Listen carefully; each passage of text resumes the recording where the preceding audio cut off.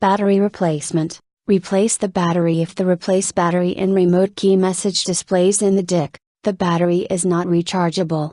To replace the battery, 1. Push the button on the transmitter to extend the key blade. 2. Remove the battery cover by prying it with a finger. 3.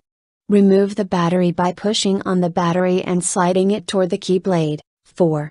Insert the new battery, positive side facing up. Push the battery down until it is held in place. Replace with a CR2032 or equivalent battery. 5. Snap the battery cover back onto the transmitter.